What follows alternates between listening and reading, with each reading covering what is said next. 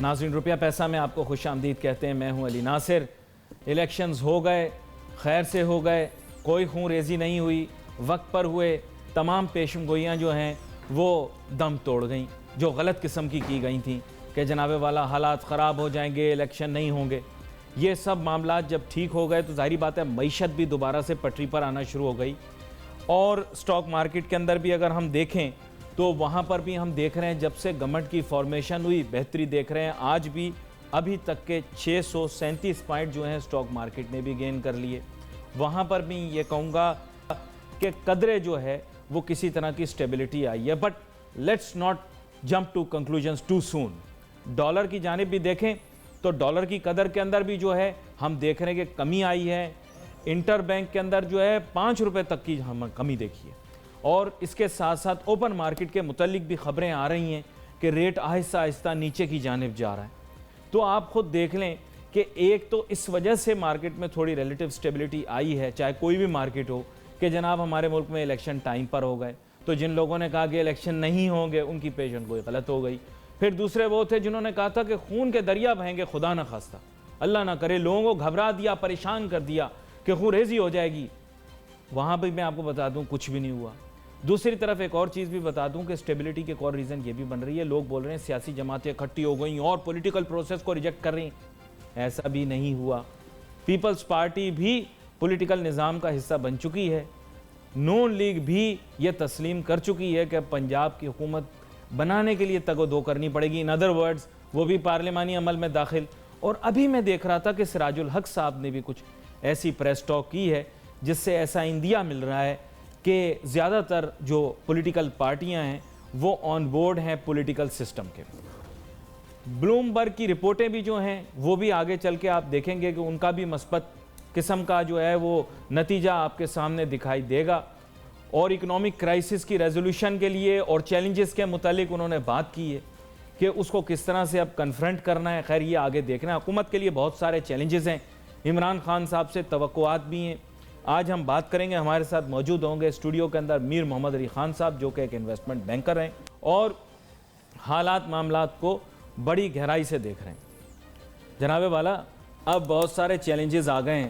اب جو باتیں پہلے کی گئی تھیں اب وہ تبدیل ہو جائیں گی. پہلے سیناریو تھا کہ when you were on the bench or you were in the spectator enclosure. اب now you are on the field. اب گراؤنڈ پہ کھیلنا ہے. اب حکومت کو کیا کرنا ہے اس کے متعلق تھوڑا سا بتائیں. دیکھیں ایک چیز جو حکومت کے ساتھ ہے اس وقت is the sentiment and perception of the people. Right now ایک نیا فنامنا ہے جو بہت کم پاکستانیوں نے دیکھا ہوگا, شاید یہاں کے اکانومسٹ نے بھی بہت کم دیکھا ہوگا. اس کا پرسیپشنل اکانومی. پرسیپشنل اکانومی کا مطلب ہوتا ہے کہ جب ایک نئی گورنمنٹ آتی ہے یا کوئی نئی چیز ہوتی ہے تو the perception of the economy changes, the underlying reality remains the same. Perception was کہ بہتر ہو جائے گا. تو جیسے ہی عمران خان صاحب آئے ہیں پرسیپشن میں دو چیزیں سب میں پہلے دیکھی جاتی ہیں پرسیپشن اکانومی میں. ایک اس ملک کی کرنسی, دوسری اس ملک کی کیپٹل مارکیٹس. شاذ و نادر میں نے کبھی دیکھا ہے کہ دونوں انڈیکیٹرز ایک ساتھ موو ہوئے ہوں. پاکستان میں ہوئے ہیں. ہماری کرنسی سٹرانگ ہو گئی اور ہماری کیپٹل مارکیٹس اوپر چلی گئی. توقعات لوگوں کی جی توقعات پرسیپشن توقع مثبت توقعات. آیا کہ پچھلے 5 دنوں میں ہمارے ریزروز بڑھ گئے, کرنٹ اکاؤنٹ ڈیفیسٹ کم ہو گیا, ہمارے امپورٹس کم ہو گئیں. کیا ہوا؟ کچھ نہیں ہوا, صرف پرسیپشنل اکانومی ہوئی ہے. اب اس کو مینیج کرنا اور مشکل ہو جاتا ہے ایک گورنمنٹ کے لیے, اور مشکل ہو جاتا ہے کیونکہ جب آپ ہوتا ہے نا کہ ہم کرکٹ والی قوم ہے نا, اگر کرکٹ میں آپ ایک آدمی کو آپ پلیئر کو اسٹیڈیم میں بھیجنے سے پہلے کہیں تم تو 100 ہی بناؤ گے, تم تو 100 ہی بناؤ گے, اور اللہ نہ کرے کہ وہ 98 پہ آؤٹ ہو جائے اگر کرکٹ کی تمثیل نہ کرے, تمثیل نگاری نہ کرے کرکٹ کے حساب سے. مجھے کرکٹ کا زیادہ پتہ نہیں ہے, لیکن اس کے باوجود we have to accept کہ obviously the prime this is a good thing. دیکھیے دیکھیے میں تو یہ کہہ رہا ہوں نا پریشرز اور ایکسپیکٹیشنز کی لوگوں کی ایکسپیکٹیشن. اچھا یہاں پر میں ایک اور چیز آپ سے پوچھنا چاہوں گا. میں چاہوں گا بہت ساری, کیونکہ میں نے اور آپ نے معیشت پہ بہت سارے پروگرام کیے ہیں, تو اب آپ کے سامنے یہ رکھتا ہوں بھی اسد عمر صاحب نے کہہ دیے کہ شاید IMF کے پاس جانا پڑ جائے گا, بٹ دیٹس اے کمپلشن.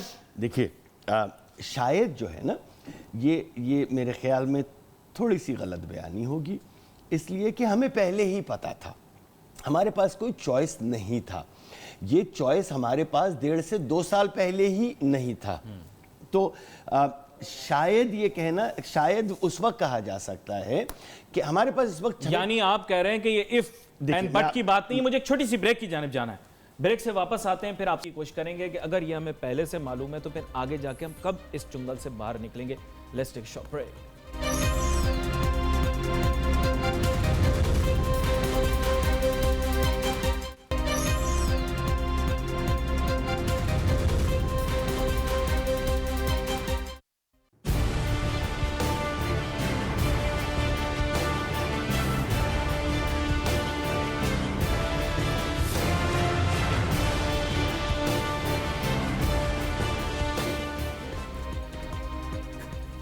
ناظرین ویلکم بیک آفٹر بریک. گفتگو ہماری جاری ہے. بات ہم یہی کر رہے تھے کہ جناب والا ہمارے ملک کو اب IMF کی جانب دوبارہ سے جانا پڑے گا. میں نے شاید کہا کیونکہ ظاہری بات ہے کمپلشن ہوتی ہے.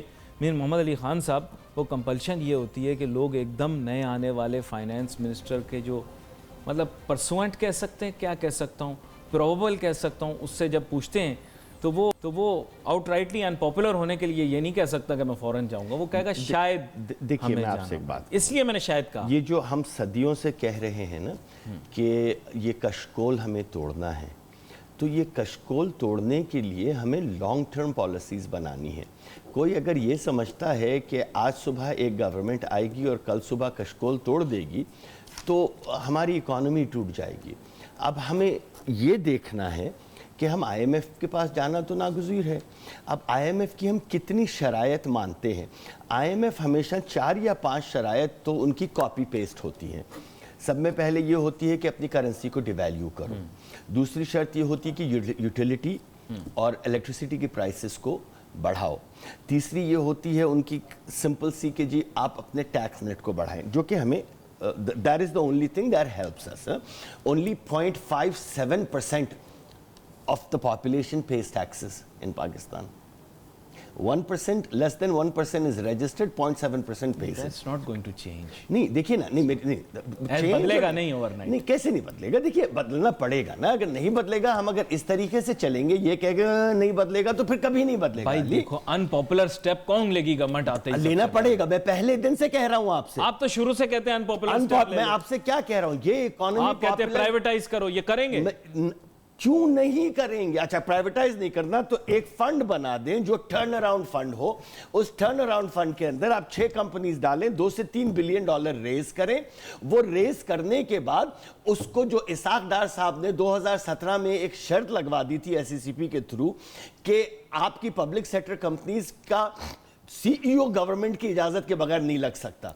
I mean, you know, the things that ہمارے یہاں لیجسلیٹو ٹیررزم ہے. Literally, when a government comes into power, they become legislative terrorists. وہ اپنے تو یہ آپ ہٹا دیں, آپ صحیح مینجمنٹ لے کر آئیں. حل بہت ہیں مگر یہ حل شاید دلوں کو تسکین دینے والے حل نہیں ہیں کہ جس سے آپ نے کہا ٹیکس بیس بڑھائیں گے. ٹیکس بیس دیکھیں اس وقت کیا کریں. سب میں پہلے آپ کیا کریں, سب میں پہلے آپ کو اپنی سنکنگ بوٹ بچانی ہے. آپ جو بادبان لگا کے انشاءاللہ سفر طے کریں گے وہ آپ بعد میں کریں گے. اگر آپ اس وقت حکومت میں آ کر اپنی عوام سے یہ وعدے کریں گے کہ 4 مہینے میں سب کچھ بہتر ہو جائے گا, میں فلاحی اسٹیٹ بنا لوں گا, اللہ کرے آپ بنائیں اور انشاءاللہ بنے گی پاکستان. مگر اس وقت ہمیں دیکھیے یہ جو ڈالر ہے بھائی ہے آئینی طور پر پاکستان ایک فلاحی ریاست. دیکھیے آئینی طور پہ ہے پریکٹیکلی, مگر پریکٹیکلی نہیں ہے نا بھائی. ہمیں پریکٹیکل بنانا ہے نا. ہم 70 سال سے جو کہہ رہے ہیں انشاءاللہ اس دفعہ ہم نے کرنا ہے. اگر ہم اس کے لیے آپ کو کنسنسس ڈیولپ کرنا ہے. سب میں پہلے آپ یہ 2.5 3 4 کروڑ روپے کی گاڑیوں کو اگر ترائے امتیاز سمجھ کے گھوم رہے ہیں نا, تو یہ اگر آپ کے پاس ہاتھ میں 40 لاکھ کی گھڑی ترہ امتیاز ہے, اگر آپ کی امپورٹڈ چیز آپ کی ترہ امتیاز ہے. کراچی میں ایسے ایسے سٹورز ہیں جہاں پر صرف 80% چیزیں امپورٹڈ آتی ہیں اور ہم سینہ چوڑا کر کے وہاں جاتے ہیں. میں نے تو یہ بھی دیکھا ہے کہ لوگ جو ہیں روتے ہیں, ان کے کتوں کا کھانا بھی باہر سے آتا ہے, اور جس دن نہ پہنچے آنٹی پریشان ہوتی. بالکل صحیح کہہ رہے ہیں, most of the dog food comes from overseas. Cat food, یہ دیکھیے نا, جب تک ہم اپنی امپورٹس کو کم نہیں کریں گے, آپ اس پہ بین لگا نہیں سکتے.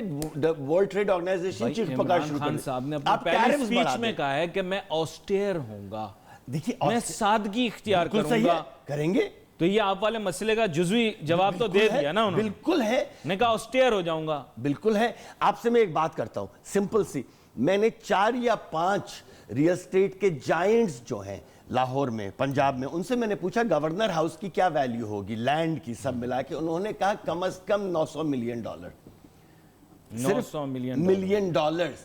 اوکے, آپ کراچی میں اتنا بڑا گورنر ہاؤس ہے, اس کو آپ انسٹیٹیوشن کیوں بنا رہے ہیں؟ آپ اس کو کمرشلائز کر کے بیچیں, اس زمین کے اوپر ہائی رائز اپارٹمنٹس بنائیں, مالز بنائیں. یہ $2.5 سے $3 بلین کا تو بکے گا کراچی کا, کیونکہ تو سینٹر آف دا سٹی ہے.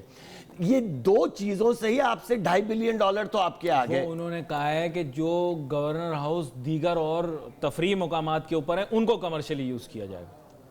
ایکچوئل گورنر ہاؤس کا انہوں نے نہیں کہا, انہوں نے کہا جو تفریح مقامات پہ بنے ہوئے ہیں ندن ایریاز وغیرہ کے اندر, ان کو کمرشلی یوز کرے گا ایز ہوٹل. وہ ان کی بات نہیں کر رہا, میں سارے گورنر ہاؤس, ساروں کی بات کر رہے ہیں آپ. میں ساروں کی بات کر رہا ہوں, میں ساروں کی بات کر رہا ہوں. کون سی یہ پتہ نہیں سجیشن مانے نہیں مانے, مانے نہ مانے, ہمارا ریل اسٹیٹ ویلیو ہے آپ کہہ رہے ہیں. ریل اسٹیٹ ویلیو تو پنجاب کی تو میں ڈکلیئر 4 سے 5 جائنٹس سے پوچھ کے بتا رہا ہوں, میں ریل اسٹیٹ ایجنٹس کی بات نہیں کر رہا. ہیوج ڈیولپرز جو ہیں وہاں کے, انہوں نے کہا $900 ملین تو ہم ریز کر کے دے دیں اس کو خریدنے کے لیے, کیونکہ وہاں پہ ورٹیکل گروتھ ہے. اس سے 3 گنا زیادہ میری نظر میں کراچی میں ہوگی, کیونکہ چندریگر روڈ کے اطراف تو کوئی زمین ہی نہیں ہے بنانے کے لیے. آپ 4000 گز کا پلاٹ لینے جائیں تو میرے خیال وہ 30, 40, 50 ارب روپے کا ہوتا ہے. I don't know how much it is. تو آپ یہاں ایکڑز پہ پھیلے ہوئے کے اوپر آپ یونیورسٹی کیوں بنائیں گے؟ آپ یونیورسٹی بنانے کے لیے آپ کے پاس سوراب گوٹ کی جگہ نہیں ہے. نہیں وہ تو فلاحی کام کے لیے کہہ رہے ہیں بھائی, فلاحی کام کے لیے آپ یہاں بیچیں اور اس کا پیسہ یہاں لگائیں.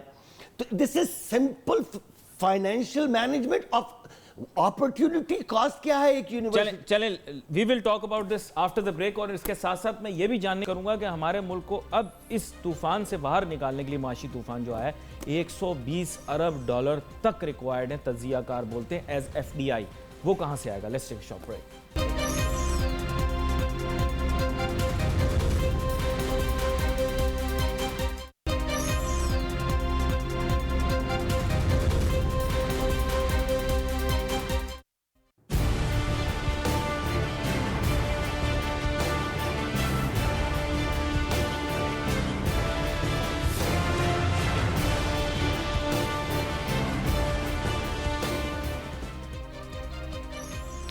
ناظرین ویلکم بیک آفٹر بریک. گفتگو ہماری جاری ہے. بات ہم یہی کر رہے تھے بریک پہ جانے سے پہلے کہ ہمارے ملک کے جو معاشی حالات ہیں ان کو کس طرح سے بہتر بنایا جا سکتا ہے, اسپیشلی آنے والے دنوں کے اندر کیا کیا چیلنجز درپیش ہیں. بریک پہ جانے سے پہلے ہم بات یہ کر رہے تھے کہ اگر آسٹیریٹی جو ہے اڈاپٹ کی جا رہی ہے تو اس سے کیا کیا ایڈوانٹیجز ہو سکتے ہیں.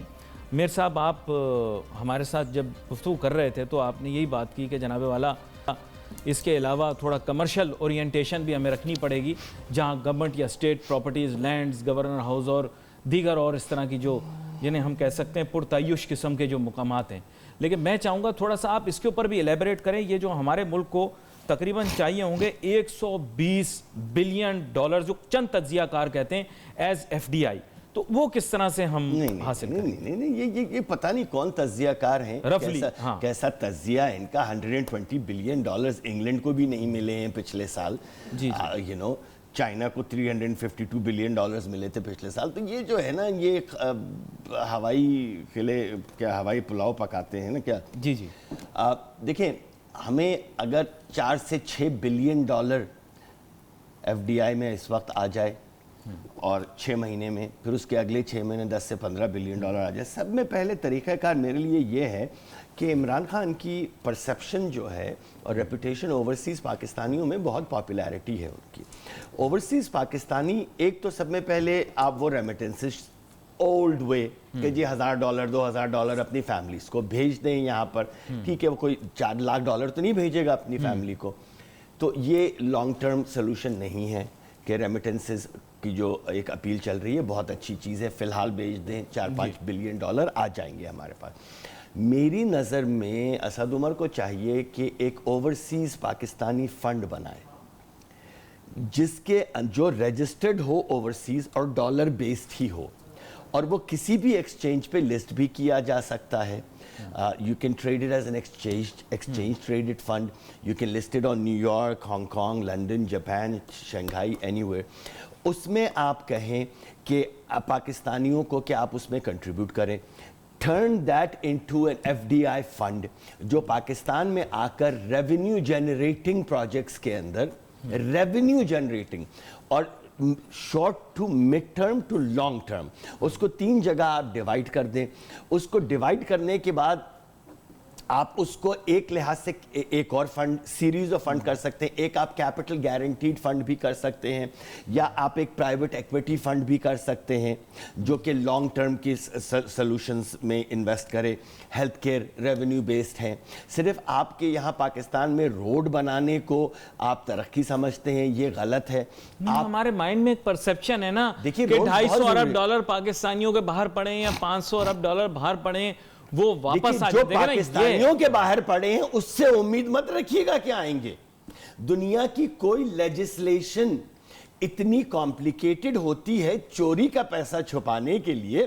یہ کراس جیورسڈکشن ڈیکلیریشن جو لی ہے ابھی, ایمنسٹی جو ہوئی ہے, اس کے نتیجے میں آئیں گے نا. ایک بڑی ٹرک ہے جو کوئی سمجھ ہی نہیں رہا. ایمنسٹی میں واپس لانے کی کہیں بات نہیں ہے. یہ کہا گیا ہے کہ آپ باہر ڈکلیئر کر دیں اور ہمیں یہاں بتا کے اس کے 2.5 سے 5% دے دیں.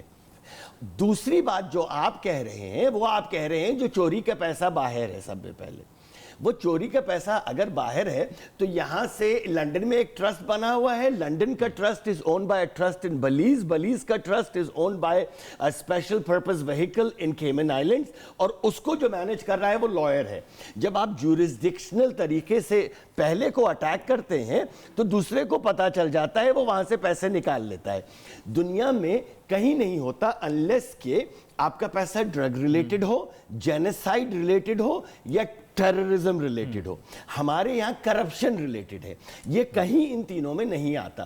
فرڈیننڈ مارکوز کی مثال لوگ دیتے ہیں, اس کا $18 بلین کا غبن یا کرپشن تھی, $650 ملین نکال سکا.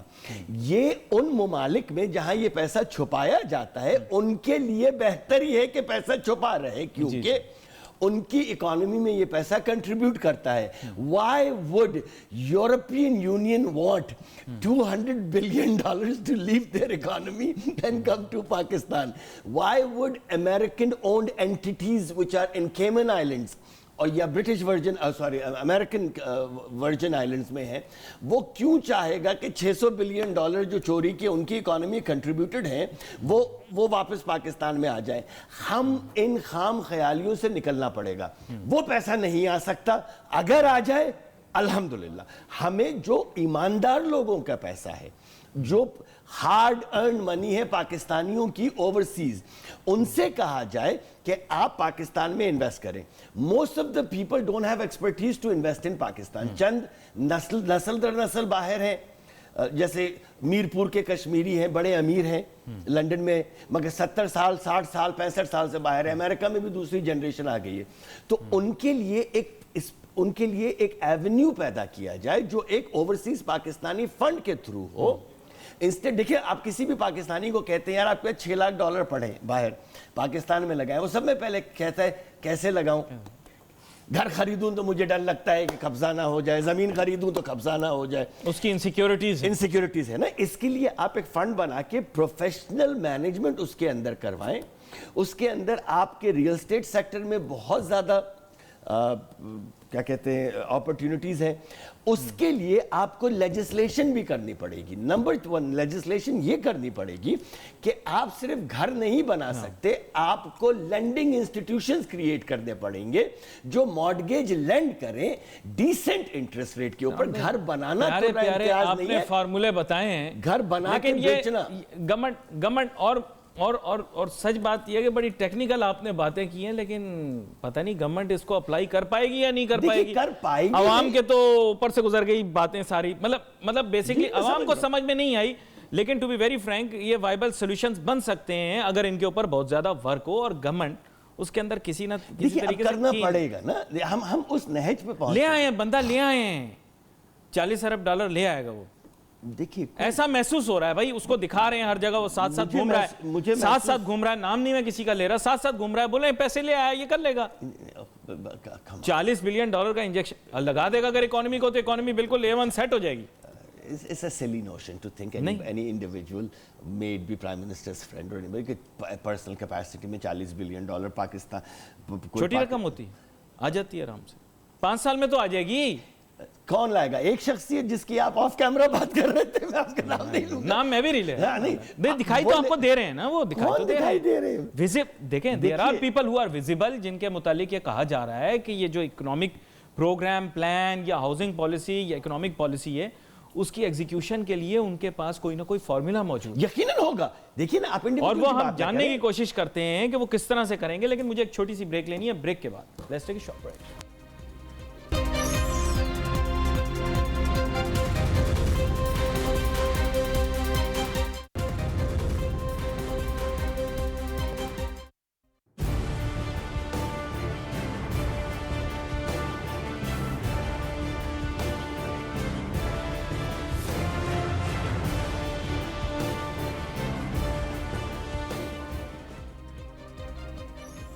ناظرین welcome back after break. Possible solutions کیا ہیں جو آگے آنے والی گورنمنٹ ہے اس نے بہت ایمبیشیس پلان سامنے رکھے ہیں. بولا ہے اس طرح سے چیزیں چلیں گی, اس طرح سے چیزیں چلیں گی, اس کے لیے کچھ کیپٹل ریکوائرڈ ہوگا جو کہ بہت زیادہ ہوگا, اور وہ رقم میں کنونس کرنے کی کوشش کر رہا ہوں میر محمد علی خان صاحب کو. ان ادر ورڈز وہ کہہ رہے ہیں کہ ان کے پاس بھائی کہیں نہ کہیں سے ہوگا, تبھی انہوں نے اتنا بڑا دعویٰ کیا نا. تو آپ کہہ رہے ہیں کہ یہ کیپٹل لانا اتنا ایزی نہیں ہے, مشکل. نہیں, اس کو ایکسپلین کر لیں. آپ نے کہا ایک شخص لے کر آ سکتا ہے, نہیں, ہاں اس طرح ہی جو سمجھ میں آ رہی بات میں نے آپ نے کہا کہ پھر بہت بڑا کنسورشیم چاہیے. دیکھیے ایک شخص کا مطلب, میں فائنانس منسٹر کی بات نہیں کر رہا ہوں, آپ کسی اور کی بات کر رہے تھے. دنیا کا کسی ایک شخص کے پاس, پاکستانی کے پاس $40 بلین نہیں ہے, سوال ہی نہیں پیدا ہوتا. اگر ہیں بھی تو وہ نہیں دے گا. بل گیٹس بھی $40 بلین پاکستان کو نہیں دے سکتا. کہنے کا مقصد یہ ہے کہ آپ ایک سسٹمیٹکلی پیسہ ریز کریں گے, لائیں گے, ایک انوائرمنٹ پیدا کریں گے جس کے اندر فرینڈلی فورن آ سکتا ہے. یہ بتا دیں over the years yes, if you are seeing کہ اگلے 2-3 مہینے میں نو. چلیں give me a realistic number, ایک سال میں کتنا لا سکتے ہیں؟ $4-5 بلین آ سکتا ہے فورن ڈائریکٹ انویسٹمنٹ. مزہ کر دیا نا کرکرا سارا. کیوں؟ ہم نے خواب کیا دیکھے ہوئے ہیں, آپ $4-5 بلین میں کیا بنے گا ہمارا؟ پہلے سال کی بات کر رہے ہیں نا آپ؟ ہاں پہلے سال کی بات کر رہا ہوں نا. $10 بلین بھی آ سکتا ہے. آپ جب اپنی اکانومی کو بہتر کرنا شروع کریں گے, آپ انوائرمنٹ کو فرینڈلی کرنا شروع کریں گے, تو وہ آنا شروع ہوگا. $4 بلین سے میرا کیا بنتا ہے؟ ایک سیکنڈ, نہ بنے نا. دیکھو ہم پاکستانی کی پرابلم کیا ہے پتہ ہے؟ میرا PSDP کا اتنا خرچہ ہے. پتہ ہے بریانی کی خواہش میں بھوکے مر جائیں گے. اب آپ کو $40 بلین نہیں آئے تو آپ کیا کہہ رہے ہیں مسکراتے ہوئے زیر لب, $4 بلین نہیں چاہیے. نہیں تو ظاہری بات ہے نا. دیکھیں ایک چیز کو تو ہم بھول ہی گئے نا اب تقریباً. پہلے جو تھا $64 بلین کا مجھے خواب دکھایا, جس میں سے اب منسکول اماؤنٹ میرے پاس آئی ہے سی پیک کے اندر. میرے پاس منسکول اماؤنٹ آئی ہے. منسکول نہیں آئی. So far $14 billion has been vested. $14 billion. That's not a, magar that is not FDI figures. That is not shown under the FDI. That is the problem. That is not shown because the companies are importing directly and investing. If I am making the road with, میں سڑک اپنے پیسوں سے بنا رہا ہوں, تو پھر یہ تو FDI نہ ہوئی نا. آپ پیسے نہیں لا رہے نا. آپ پورا ایک سی پیک پہ پروگرام کیجئے, ان ڈیپ بلکہ سیریز کیجئے. میں آ کر آپ کو وہ چیزیں بتاؤں گا. 5 سال تو کر لیا, دماغ ہی میرا آؤٹ ہو گیا اس میں. تو میں یقین کریں پریشان ہو گیا ہوں. یہ ایک ہی موضوع کے اوپر بات کر. No one is saying it's bad. کوئی یہ نہیں کہہ رہا برا ہے. میں صرف یہ کہہ رہا ہوں سر 64 وہ گڈ والی بات بھی جو ہے وہ بھی ابھی ایک بہت بڑا چیلنجنگ ایشو ہے، کیونکہ ایک آئیڈیل ہیں ہمارے یہاں عمران خان صاحب کے جو ہیں جناب مہاتیر محمد صاحب چیدت، جنہیں کہا ان کے اپنے ملک میں بھی کہتے ہیں لوگ پیار سے، انہوں نے کہا ہے کہ میرے ملک کے اندر سے جو گزر رہا ہے اس میں چائنیز انویسٹمنٹ جو آ رہی ہے وہ تب آنے دوں گا جب لیبر میری لگے گی، جب ریسورسز میری یوز ہوں گی۔ یہ غلط خبر ہے۔ انہوں نے بولا ہے آپ آؤ مجھے ٹیکنالوجی دو، ہر چیز کرو، میری لیبر یوز کرو۔ خبر ہے یہ غلط، اس کو ٹویسٹ کر کے کہا گیا ہے۔ I remember listening to that speech, وہ نیچے میں اس کی انگلش بھی پڑھ رہا تھا، انہوں نے کہا کہ all neighbors and allies are welcome to invest in Malaysia as long as Malaysian economy benefits۔ اب اس کو ہم انفوگرافک بنا کے پاکستان میں ملے لیبر، ملیشین کنزیومر، پاکستان میں کون سی لیبر ہے بھائی؟ پاکستانی لیبر نہیں یوز ہو رہی سی پیک کے لیے۔ سی پیک کے صرف 19,820 چائنیز ہیں اس وقت پاکستان میں۔ آن دا ریکڈ میں کہہ رہا ہوں، چائنیز ایمبیسڈر کو فون کر کے پوچھ لیجئے آپ، 19,820 جس میں سے 10,000 روڈ پر ہیں۔ I'll ask you to hold that thought۔ میری خواہش تو یہ تھی کہ مزید گفتگو جاری رہتی، آگے آنے والے دنوں کی کوشش کریں گے کہ اس موضوع کے اوپر بات کریں۔ We wait for your messages on Facebook۔ یہاں پہ علی ناصر ہماری ٹیم کو اجازت دیجیے، اللہ حافظ۔